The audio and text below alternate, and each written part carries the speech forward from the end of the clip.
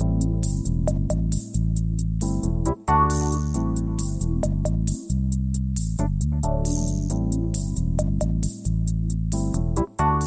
listening to the After the Show Movie Podcast from ascully.com, your weekly look at movies, video games, and more, brought to you by your hosts, A. Scully and Sid Talk. We're addicted to movies. Are you?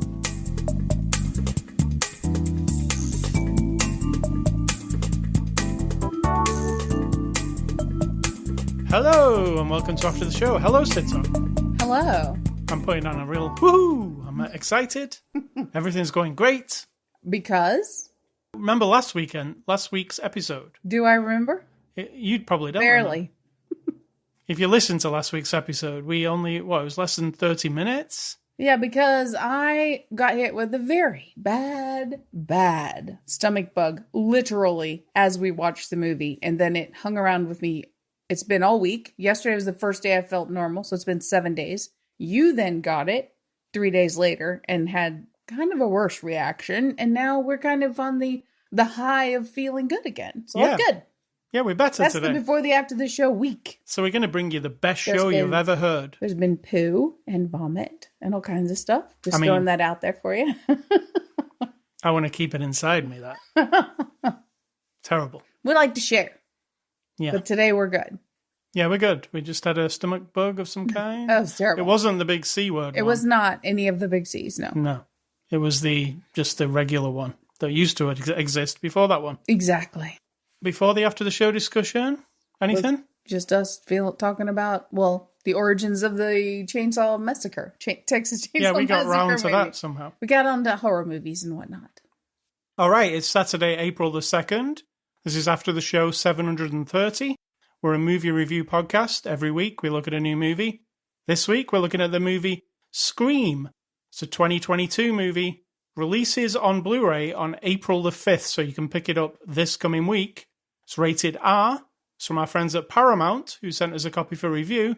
Sid Talk, give us the synopsis of the movie Scream. Scream. The original. Kind of.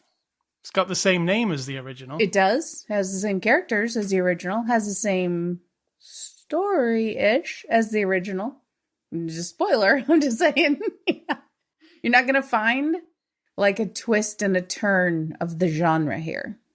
No. There's a thing, and somebody's killing some people, and they're wearing a mask, and then Neve Campbell comes back. I'm going to give you the... And the lady from Friends comes back, and the guy who she was married to comes back, and action.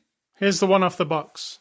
25 years after a streak of brutal murders shocked the quiet town of Woodsboro, California, a new killer dons the Ghostface mask and begins targeting a group of teenagers to resurrect secrets from the town's deadly past. That's correct. That's accurate. Yes. Before we go into this, let's hear your relationship with the movie's Scream franchise. Yeah. When did you first see it? Did you see them all? I've not seen them all. I don't remember when I first saw it.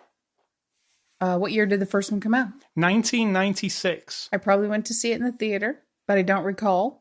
And then I probably watched it again on DVD or HBO or something after that. It didn't have a huge impact on me, except I've always liked horror movies. Because as we were talking about before, the after the show discussion, part of that was our generation. What are we? X? Because I was born in 1967. Yeah, X, yes. Yeah, 1967. So by the 70s is when all the slasher, Halloween, Jason, Michael, all those were kind of being born and happening. So by the time I was too young to watch them, I was watching them, totally into it, made a huge impression, right? And then when Scream comes around, it's like a nod to all the people like me who knew all the things. Like, don't go in the basement, don't go outside by yourself. Don't ever try to run for the car when you don't have the keys in your pocket. All the stuff, right? All the stuff you knew because you've seen it so many times. So I identified with that, but it wasn't like a... cornerstone. No, not at all. It just was almost... It wasn't like a joke because it took itself fairly seriously, but it just kind of made you feel part of a group, you know? Like, oh yeah, we all get it. Yeah. How about you? Well, I don't remember where I saw it, but I feel like I saw it on videotape. No, Would it have been videotaped in 1996? Yeah, it probably would, right? Possibly. I mean, you're on the verge. You're renting DVDs. Right on the verge of DVD. And yeah. I saw 2. We read the synopsis of the first 4 movies this morning because we didn't want to go into this one not knowing what the hell was going on. We're forgetting half of everything. So we painfully went through the whole of Wikipedia's plot points. I didn't find it painful. Well, I was reading it out loud. It was painful for me. It was like I was reading an audiobook. It was fine. You were fine. You did a fine job. So we went through the whole thing, and it all felt familiar to me. So I feel like I've seen all of them. Well, they're saying that this one was 8. I know you haven't watched 7 of them. No, this one's 5. And they're talking about those stab movies and all, the movies within the movies. Okay. This would be Scream 5 if it had a number. And there's also a TV show. There was a TV show, so you could count that, I guess. But no, this would be the 5th one. And I feel like I'd seen all them because all the plot points we read seemed very familiar. Again, like you, it's never been like a huge... like I love The Exorcist, and it's embedded into me. Correct. And so is Evil Dead. And there are certain ones along the way. Scream was never that. And maybe it was a bit... You were older. I had you were to be grown up. Yeah, that was probably it. If you were a teenager when this came out, it would have been your thing, Yeah, if it's your introduction to horror... Right. And then you go back. See, I wonder, can you then go back? If you've never seen the original Halloween, Crystal Lake, all those stuff, Friday the 13th, any of the original slashers. You mean Hills Have Eyes and all that. If you hadn't seen it, and then you watch Scream as a teenager, because it was coming out right then. Then if you go back and you find out, it's inspired by all these old movies, right? Do you go back and watch them? You're not going to have the same impact that we did. No. Then it's like a little treasure hunt. Like, in Scream, the guy says, never go alone, never go down the dark basement, right? But you're only examining the first one, the originals, for that purpose. So it's just a different generation. We weren't of it, but I appreciate it. Yeah, and what the Scream thing does is it references other horror movies, and it's self-aware of that it's like a horror movie. It knows it's a horror movie. Sometimes the characters tell you it's a horror movie, and it's got a movie within the other ones. So it's clever, would you say? Or I don't know about clever, but trying to be clever. Yeah. I kind of like that, and I like what they did here with it. Now, I see bad reviews for this movie in general, and I have to say, I had a really fun time watching it. I did too. I thought it was great fun. If your idea of having fun is watching a load of people get stabbed to death. I was thinking about that. So while I'm watching it, and like I said, as a kid, I watched lots of horror movies, and the gore was just sort of like you were young and it was naughty, I guess, to watch it, and you were just like, oh yeah. It didn't have an impact on me. I'm not like a psycho killer. I don't crave blood. I don't want to see anyone get murdered. I don't want to know the experience of anyone. None of that. It didn't turn me into a psychotic person, right? No, it doesn't. None of that. But now, when I'm watching it, I'm like, right. So, is it 100% necessary that it's really harsh, even though I get it? Like the stabbing and the sounds. I get it. You're doing the thing. A person's getting stabbed by a fictional character, but then I just wince more than I used to. I don't know why. I feel like this one's more extreme than the others just because things are more extreme in general in horror. It really is extreme, this one, isn't it? When somebody gets stabbed in this one, you know about it. I don't know if it's extreme. It's visceral, though. Visceral, yeah. I think stabbing, I've always thought this in anything. Like, when people get shot, I'm kind of, you've seen it so often in movies and TV. You're kind of like, oh, somebody got shot. When somebody gets stabbed, it seems much more painful and intense than shooting. I mean, it is horrible. I mean, they're both terrible, probably, but...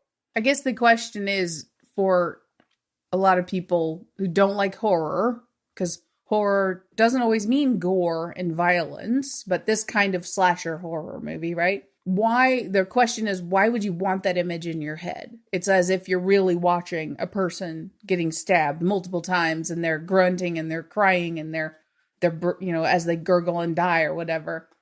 But I've never been thinking that my brain completely disassociates it. It's like I have always known the tricks of the movie world. I never had extras when I was a kid, but you could just tell by watching shit that it was like, fake blood and fake plastic wrapped around the neck that somebody slashed and then blood squirting out. I mean, I wasn't a dumb kid, so like I always knew there's trickery going on, right?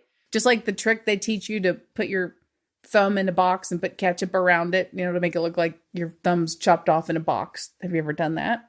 So it's almost like people are like, what are you talking about? Yeah. Well, when I was a kid, I got a magic kit, and one of the magic tricks was I had a little box and had a little piece of cotton in it, and you're supposed to put your thumb up through it, or one of your fingers, I think it was your thumb, and then put like ketchup around your thumb, and then it's like you're handing the box to someone. When they take the lid off, your thumb's there, and then you wiggle it, like, right? So hold on. Are you 107 years old? Yes. I mean, I'm halfway there. I'm halfway to 107. That sounds like something like you would have got in the 1905. late 1800s. Well, it was the middle 1900s, so yes. But I think that I've never associated my brain isn't picking it up as this is really happening, right? But I understand now that I'm older, for some reason, when you're watching it, it's like, oh, is that, again, I'm going back to that thing, like, is that absolutely necessary? I don't feel that at all. I enjoy visceral, gory things. And I don't know what the enjoy is. I wouldn't say I'm enjoy, but I do like the wincing feeling. I winced a lot in this movie because people get stabbed and you see it. Yep. The one where it went through the neck and you can see the face. Oh my God. Yeah, and in the face, the visceral part of it is part of the scary movie to me. It's like a part of the emotions that go through you while watching something like this. Because this does have a bit of everything. It's funny in parts. It's definitely got like social commentary going on, right? And that's not really social commentary. Well, it's a little bit. I guess it's one very specific thing. Yeah. Are we going to address it? The fandom. Okay, so in the movie. Well, is this a big spoiler then? Let's not say who's the baddie in this movie. Yeah. Okay. Because I think people should watch it because it's really fun. And it's fun to try and figure out too. It is fun. Yeah. So let's say what the commentary is. The commentary is what's called in the world and in the internet and movie world. Oh, not just movies, right? All things, but toxic fandom. That means people who consume entertainment and or sports, which is also entertainment, right? And they are such a quote unquote fan. Also, there's a movie called Fan, right? Remember? With the Fan. Yeah. He was toxic fandom. That's exactly what that was. Holy shit. That's a long time ago, too. That was Bob. Wesley Snipes and Robert De Niro. Robert De Niro, you're right. So the idea is fans of things. Not just nowadays. Obviously, it's a thing. It's always been a thing, but now it's just the world's opened up to it, right? There's a level of people taking the shit so serious. Entitlement. Entitled to, like, it should be written the way they want it. It should be done the way they want it. And it actually affects their life. And I'm going to say this in a way that sounds like I'm being condescending and insulting because I am. Because I don't understand. Entertainment is not life. It is good for life, right? To be entertained and have art and music and sports and video games and movies, all the stuff. Well, I consider that part of art, right? All of it. It's vital to humankind. I believe this. However, it is not life. And the person who sat down and typed up a story and then went through hundreds and thousands of other people to get it to a screen or into a book or onto a video game console or whatever, or all the people playing the sports and all the trades and all the choices getting made by all the teams and the plays, everything. It has nothing to do with you. It is there to entertain you. It is there to be presented to you to consume and then get the fuck on with your life. And that's the way I see it. I mean, I'll talk about movies because it's kind of fun, but I can also not ever talk about it. It's not a thing to me. I don't need to sit and talk endlessly about art, even though I know a lot about art history and art. I don't need to sit and just like languish on it and then be like, oh, it would have been so much better if Picasso had done this one brushstroke instead of that. It's just ridiculous, isn't it? It's that sounds really snotty, but that's how I hear these voices in my head of these people who are like pissed off when a TV show or a movie or a book doesn't do what they want. I feel like that's actually some kind of, I don't even know. I don't want to say it disrespectfully, but it's like a mental illness we've developed, maybe? What's sad about that to me is like the type of fan who is a toxic type of fan. Anything that they make, so say they're into Star Wars, every Star Wars movie that comes out, apart from the original, is awful to them. Or the thing that they did love. You can't do it wrong. You can't do it right again, right? So to them, whatever you did, their idea is better. And they're just going to bitch about it. Maybe that's their entertainment, to bitch about something. Right? You know? Maybe that's more important to them than the actual thing. I don't know. Yeah, but that's what I'm saying. That's kind of that's a problem. Definitely. Like, but it goes over all kinds of things. It covers everything. And it can go into every part of life, even, like I said, sports or the way that your company's making changes. And then you just ad nauseum constantly talk about it when you have no control. It's not about you. It's not for you. It has nothing to do with you. But you consume your life with just about it. And so that's what this is about. This sort of, like you said, it entitled attitude about how if somebody makes a movie and then they're going to make sequels or they're going to do other franchise, that they're now beholden to the people who have taken it so seriously. They get to decide all the stuff. And I find that a little bit vulgar, but in this context, I was like, oh, I get it. Yeah. Good commentary. And it's good how it's revealed. This movie's split into 3 acts, like literally. They actually even tell you, this is the start of the 3rd act. Yeah. So it's like, it's really clever, I thought, the way it all kind of came together. It's a whodunit at the end of the day, right? It's like they all are. Mm-hmm. And it's like that old-fashioned whodunit. You know, like Knives Out is a very prime example. It's like that. You're sat watching the characters. There's a lot of red herrings and misdirects. Maybe you're clever enough to see past them. Maybe, like me, you're not. Or maybe you think, like me, I'm being a bit clever here because they're saying one thing and no, I'm not going with that. I'm going with the other thing. And maybe I'm an idiot, like, because I can't figure it out. But so what you're saying is I'm smart and you are not. But it's a big puzzle and it's all on the screen. If you pay attention, it's all there to try and figure out.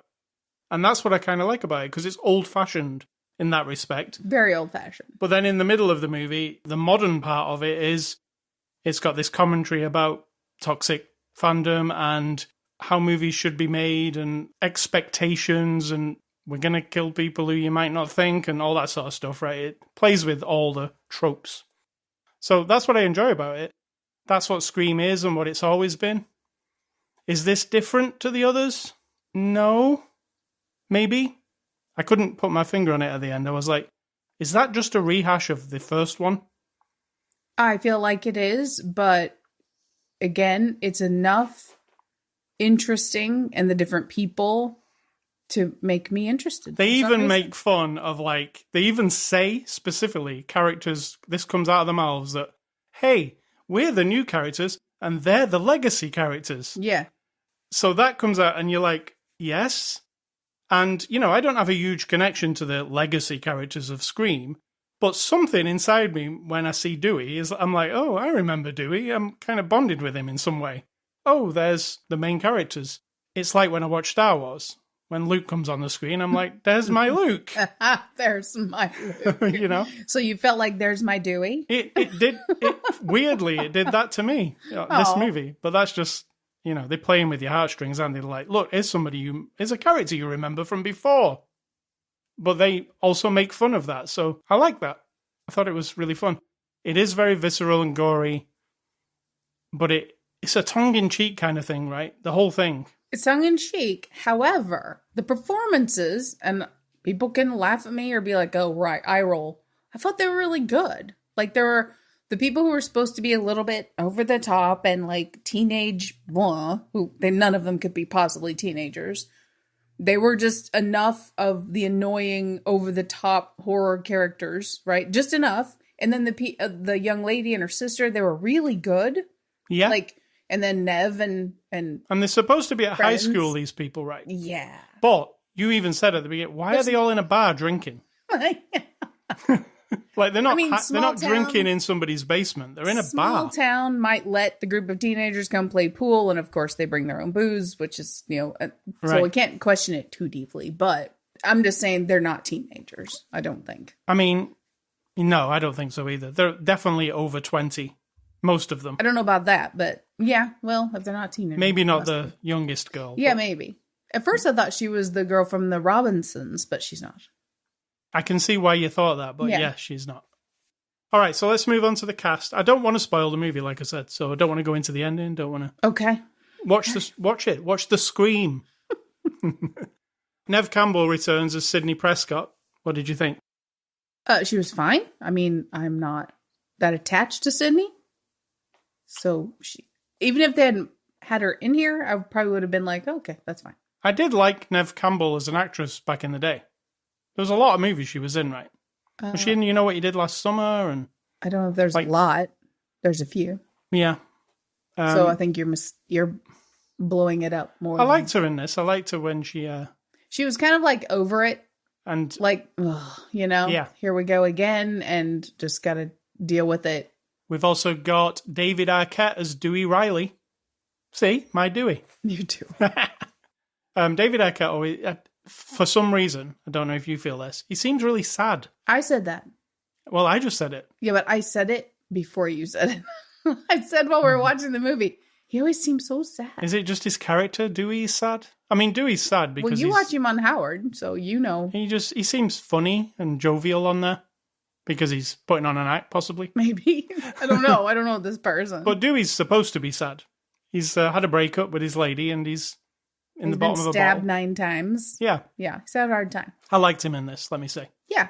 Courtney Cox is, I put Gail Weathers. That's right. Gail Weathers. She's the reporter, the roving reporter. What did you think? I thought she was fine. I mean, I'm not, like I said, I'm not a huge fan of any of these individual people. I'm not a big Friends fan or anything like that, so they're not special to me or like precious. So, but when she and Dewey are talking, I was like, okay, they were married in real life. Yes, they and were. so there had to be some of those tears were probably, I don't know. Again, they're actors, so who knows? But I feel like they were all three fine. We've got Jack Quaid, who we liked in The Boys, plays Richie Kirsch. I like Jack Quaid quite a bit. And you always say he reminds you of our nephew. Yes, he does. He's got that kind of... Except our nephew's bald now, so Jack's going to have to shave his head. Well, in a few years when Jack shaves his head, you'll be like, yeah, that looks like our nephew. Yes. Jack did a good job here. Yes. Marley Sheldon, who's one of my favourites, Judy Hicks. If you want to watch a cool film with Marley Sheldon in, it's the Grindhouse double feature. She's in both Planet Terror and what's the other one? The Quentin Tarantino one. Death Proof. Death Proof. So was she the one with the numb hands? No, that was Heather. Marley Shelton's in both the... Right, but who's the one with the numb hands and can't get in the car? That's Kill Bill. A different movie completely. No. It's in... Yeah, she has got numb hands in that. Wasn't She's it a Heather nurse in Graham? Okay, that's Planet her. Terror. It's Yeah. not Heather Graham. No, that's not Heather Graham. That's Marley Okay, Shelton. well, this lady, that's what I thought. And I'm Yeah. like, oh my God, that's one of my favorite movie scenes of all time. It's when... No, I know Kill Bill is numb all over and she gets her toe wiggle. But in this other one, what's the name of it? Planet Terror. Planet Terror, she gets injected with like numbing stuff. Yes, and her that's hands, yeah. Her hands are totally, she can't grasp the door and the car and the gun. And oh my God, she does. Then she's just sort of like zombieing around. Yep. I like her a lot. I'd put her in any horror movie. I think she's awesome. And then I also put down, these are our newcomers, Melissa Barrera as Sam Carpenter and Jenna Ortega as Tara Carpenter. That's the older and the younger one. And they're our kind of new blood for this franchise. What do you think of these two? Thought they were really good. I like it when they have to... Am I sounding like a broken record? Because, I mean, I just think they sound really good. But I like these two. Thought they were good. I bought them as... I bought the danger. The opening scene messes with you as well. If you've seen any opening scene to Scream, this is like a shot-for-shot almost of the first one, right? But with different outcomes, let's say. I like that. So this is directed by Matt Bertinelli Opin and Tyler Gillette. They did, the movie Ready or Not? Do you remember that? We reviewed it. Yes. It was really cool. What was that exactly? Why was she being hunted in the... Because that was their thing? It's like she's getting married to like a aristocratic dude, and the family have this sick game that they have to play in the mansion. She has to survive the whole night, didn't she? That was it, like Yes. by hiding. And they came after her. They were all like sick fucks. It was really cool. So you describe it like that after having said that you really loved it. Yeah, I did love it. These guys also did some segments for the VHS movies. Do you remember those? Like anthology movies. I don't think I ever watched those. We saw the first one. I'm sure we did. It's really old, so I don't know why you and I would watch it together. It's not really old. It's like, I think it came out like around 2010. VHS? Yeah. No. Yeah, it wasn't on VHS. It was like a tribute to like stuff that was on VHS. And then there was a couple of them, maybe more than that. But they were from the 2000s. Maybe 2000? I don't recall that, so I don't know. I have to trust you. But that's these guys. I think this was directed quite well. It's like they didn't use their style, it didn't seem. They just wanted it to be like a Scream movie. It really was. Stylistically, It kind of hung in there. It wasn't fancy or trying to be too much, Just trying to be. It looked good. It sounded good. It had the scares in the right places and all that kind of stuff. Did you jump at all or anything like that? A couple of times I was like, oh, God. I mean, the stabbing through the face. More than jump. Yeah, and don't remember any jump scares. But it wasn't really going for jump scares, was it? It was more like misdirects. It was trying, because the old trick where the music is building and the refrigerator doors open, and you know that when they shut the refrigerator door, there's going to be somebody behind it, and then there wasn't. There was lot of the... And then he turned around and he wasn't, and then she opens the door and it wasn't. So there was the trying to make you go like, oh God, yeah, like lean back in your chair. Somebody more like involved than me and you. Not involved, that's the wrong word. Somebody more active. Is that the word? Reactive. Active and involved. Yeah. Somebody who's like, all the time, maybe would have a hard time with this movie. So we reviewed the 4K disc, and it did come with some extras, deleted scenes. Behind the deleted scenes with the cast, the legacy of Wes Craven. This movie is dedicated to Wes Craven in a big way, right? So if you are a fan of Wes, they really totally put it out there. In fact, the last third of the movie has the words "for Wes" on the screen most of the time. Which is fun. And then we've also got the filmmaker commentary. So there are a bunch of extras. If you're a fan, the filmmaker commentary is probably going to be right up your street. So let's go into the IMDb reviews. What are those? Those are reviews that you like to go find on the little website called internetmoviedatabase.com, or IMDb for short. And you look for, they have this system. Maybe people don't know this. Maybe this is the first internet experience anyone's ever had listening to this podcast. Well, you can go out there. People write reviews, right? And they give it stars. 1 out of 5 is the lowest. And you like to find the 1 out of 5s because you like to make fun of them with a funny voice. Yeah. So here we go. These are a few, well, let's do 3 of the 1 out of 5s. Here we go. Number 1 says, please stop making these Scream flicks. Every time they bring another to the screen, I come running because I know it can't get any worse. It's got to get better. Sadly, the only way to save the franchise is if Sidney and Gale become the killers. So there's that one. Well, here, what are we saying about the fans? The people who decide they get to write it. Exactly. Here's a little clue for that a tip for that person. Don't go watch them. Second person says, unwatchable. The plot doesn't make any sense at all. Whoever wrote this should quit their job immediately. The end. Oh my. And number 3, it's a very terrible movie without any story. Not recommended for anyone. Just a waste of time. Very weak judgment all around. I wonder if the writer even read the story before production. Lots of bugs in the story. This person's obsessed with the story. Also, I feel like they didn't get the point. No. They're sort of feeding the beast, so to speak, right? Yeah. The toxic fandom thingy. And I'm not saying don't criticize things. That's not what I'm saying. It's fine to we'll criticize things. But this thing of like, well, I could have done it better, and it's a waste of my life to have experienced it, but I sat through the whole thing so I could come to IMDb and write this review. So, in conclusion, I am going to give Scream a 7 out of 10. Fantastic. Me too. Perfect. So, there we go. I recommend it. That's why I didn't want to spoil it. So go and watch it.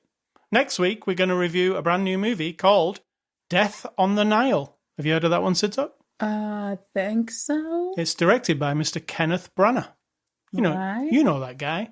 And it stars Gal Gadot. Next week, we're going to review that one. Movie recommendations. These aren't movies. I'm going with 2 TV shows. One is The Boys, because of Jack Quaid in this movie. I recommend you watch The Boys. But what if the person you're talking to has no interest in The Boys? Then don't watch The Boys. You have to have a strong stomach, and you also have to not be offended. But it's a different take on superheroes, and it is quite extreme, let's say. But the Boys is... Is there anyone left who isn't going to be offended? Maybe. I mean, you and I'm not easily offended at all, but somebody will be. But The Boys is quite a thing, and season 3 is coming up very shortly. And my other one is there's a girl in this movie who I was racking my brains to. I was like, who is that? Who is that? And it's a girl from Yellow Jackets, which we watched also recently, which I was very in love with. You really were. I really thought it was quite good. So Yellow Jackets is a Showtime show. And there's a new season coming before the end of the year. Sidtok, what are your recommendations? Recommendations, I'm going back to the 1990s, if no one's been paying attention. I am going back, and I forget what year I'm in, maybe 1992-ish. And I'm going to give you 5 names of movies, not because they're related to this movie whatsoever. I'm just telling you all the movies I've ever watched, and I'm doing the 90s. And so, we've got Deep Cover, Lawrence Fishburne, and Jeff, what's-his-face? I've seen that one. From Independence Day. For some reason, it had a huge impact on me at the time whenever I watched it, and I'm sure I watched it on VHS. Rented it at some point, probably from the store where I worked, and watched it with a series of other movies, and I was just really into it. Lethal Weapon 3, Alien 3, Bad Lieutenant of the actual back in the day, not like the new Nicolas Cage one, but like the one, and Far and Away. It's a good variety there. Far and Away, like Tom Cruise. Bad Lieutenant and Deep Cover are both kind of like dark cop, at the time it was kind of a thing, wasn't it? Yeah, and Alien 3 is like a very different Alien movie. Yeah, but I liked it. I also liked Halloween 3, so I'm one of those people. Yeah. And Lethal Weapon 3, which probably wasn't fine. I don't know. I don't remember it, so I don't know, but I know I've seen it. I remember Lethal Weapon 4 more. It had Chris Rock in it. I thought 3 had Chris Rock in it. Oh, maybe 3 and 4. No, 3 had what's-his-face? Joe Pesci, I think. Oh. Did he show up in 3? Maybe. Yes, and he was super annoying. But, it exists, and there you go. Go watch it. Enjoy. Oscars. It was the Oscars this weekend. I was going to ask you. Nothing special happened at the Oscars, remember? It was just a regular Oscars. But do you remember what the best picture was? I don't remember, because I didn't watch it. But you have it here listed, so I could cheat if you want. Yeah. Best picture was CODA. Do you know what CODA stands for? I don't. It's Child of Deaf Adults. And it's a movie about a child with deaf parents. Okay.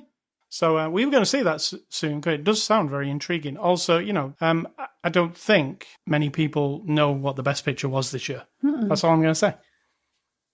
So next up, we watched a Marvel TV show this week. The first episode, Moon Knight with Oscar Isaac. I really, really enjoyed it. What did you think? I liked it. Yeah, it feels a bit different to the other Marvel things. Well, I don't know about that. It felt a bit chaotic to me, like I'm being banged in the face with a pan. Oh, I did not get that vibe at all. Because you're in this guy and you don't know what's going on, and it's very and it's all over the place. I mean, it'll probably settle down, but this first episode was like being slapped over the head with something. Okay, I didn't get in a good way feeling, so that's interesting. Yeah, I've seen people online, these idiots, those ones. I didn't do the voice this week, but that voice. I've seen people. Oscar Isaac's accent is really bad, but he's playing another person who's from London. It's pretty accurate London accent to me. I've heard a lot of London peeps. You know what I'm saying? I mean, are you defending him because you're kind of in love with Poe Dameron? I think that's what's I happening. do like here. Oscar Isaac. I think he's very good. I know you do. So I think maybe you're a little bit on the biased But side of the accent didn't do it. I didn't even think of it. I was like, no, I'm into it. I'm into this character. Anyway, it seems like this thing's going to have a lot of twists and turns because who knows what's going on 100%, right? Yeah, it seems. I mean, it's interesting. So I like all the Marvel shows. I think so far. There hasn't been a bad one, I don't think. Really. I mean, bad is subjective. And we've literally seen them all, every single minute of all of them, right? Listen how proud you are. I am proud of it. And that is it. Next week, I'll look at this new game that I got called Green Hell. So look for that next week. The game Green Hell. I'll take a look at it. I don't even know what you're talking about. It's apparently a survival game. You're going to survive. Okay. All right. So we'll see what that is next week. What's for dinner? Well, as we mentioned before, we've both been unwell all week today, and we haven't eaten a meal since, have we? I made some soup. We've had crackers, cheese, toast. We've not been just on our real normal. basic things. Kind of keeping it. That's 7 days of that shit, which is fine. But tonight you have requested Freddy's Burger. So Freddy's we're not sponsored or anything, but Freddy's make like a bean burger. We're vegetarian. Yeah, it's real good. We're telling you what we eat because we're not starving to death and we're not tree huggers and we're not animal activists. We just don't eat meat anymore. We're not vegan. But there's a lot of food in the world for vegetarians, and Freddy's has a bean burger that you are fondly remembering and thinking that your stomach can handle it. So that's what we're doing. Yeah, we're going for it. Freddy's Burger. And what is your advice? And then we'll get out of it. Well, my advice isn't really advice. I don't know, that's shocking to you. But I've just thought lately about, I have issues sometimes with people. I know that's surprising. Oh, really? I'm a bit of a strong personality. Again, not shocking to anyone who actually knows me. I do not like bullshit, and I don't like a lot of people. Like, I can instantly meet someone and be like, ugh. And I was trying to figure out, what is it? Is it just me being stubborn? Am I just closed-minded? But no, because I look at the breadth of people that I know, the differences between the extreme of people that I know and love and care about deeply in life. And there's a very wide range. I mean, we're talking, everything from someone who does movies for personal porn sites, right? That's not me, everybody. That's not you. Which is, that's not a thing. I have no problem with freedom of people doing their thing, right? At all. It's just that versus maybe someone on the other end of my spectrum who would absolutely be completely disgusted and horrified by the thought of that. And yet I love them equally. They are individual people, right? So I'm interested in all kinds of people. So I figure, okay, I'm not closed-minded. When I meet someone and I almost instantly get this feeling of no, right? And I'm trying to think, what is it? And sometimes after I've known someone for enough time, I have to be exposed. It could be someone at work, I'm just saying, that there is a difference to me in people who try to influence other people and people who try, or maybe without even trying, inspire you or other people, right? So what I mean is like someone who tries to influence. It's like this, and I'm making this face and I have a fist made up and my face is all wrinkly because they're trying to influence you. There's just like this is what I think, and this is what I'm doing, and this is what you're going to do, and this is how you're going to act, and this is and my expectations are this, and blah, blah, blah. And there's this it may not even be forceful like that. It may just be like, the bottom line is, you are either going to do what I'm influencing you to do and be the way I want you to be, or you're still going to have to be what I want you to be. Like, you don't have an option. They're just trying to influence you, either through coercion or manipulation or threat of some degree, right? Not like overt violent threat, but you all know what I'm saying. And then there are the people who you meet and you almost instantly get this feeling that they want you to feel whatever they have to offer or say to you, or what they believe or think. They want to kind of inspire you to take that nugget, whatever they're offering, right? Whatever they say and how they live and what they do. And then you take that and turn it into your own thing. Like, you utilize this and you take that and rearrange it and manipulate it inside your own self, and then you like make your own diamond out of it, right? Crush it down and make your own thing. And it could be like at work where somebody's just like, this is how you need to be and this is how you should act. And someone who's like, well, you know what? This is how I would do it. This is how it's worked in the past. Take that. And now you probably have more ideas and maybe even a better way, and like run with it. And they might get the same result. You might end up doing it the way that they originally wanted you to do it or thought that it should be done. But the inspiration versus the influence or the hammering it into you is so different. And I feel like I have like this. I'm not magical or anything. I'm not one of those people who has magic in them. I don't believe there is anyone.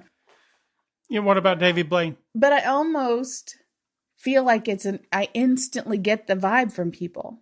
Like whatever the conversation is when I first meet someone, they're either trying to be an influencer, like demand that you be what they want you to be, or they're an inspirer and they want you to like kind of connect with them and like weave into what their world a little bit more, not just be like a carbon copy of them. So it's like influence versus inspiration.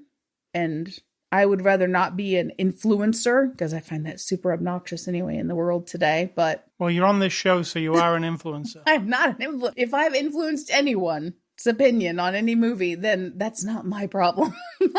I want you to take what I say and then make your own movie opinion diamond out of it. All right. So, ascully.com, that's where you can go for this podcast. You can make a diamond out of that. Oh, well, it is a diamond, isn't it? You can go Twitter, Facebook, Instagram, ascully.com, anchor.fm/after the show, Spotify, iTunes, everywhere that podcasts are available. You can also email feedback to me, ascully@ascully.com. Do not email Sid Talk. She doesn't want your email. That's not correct, but I mean, I don't read every email, so you might be disappointed. And I want to say, stay classy, Mr. Wes Craven, and rest in peace. And I'm going to say, think for yourself, or someone will do it for you.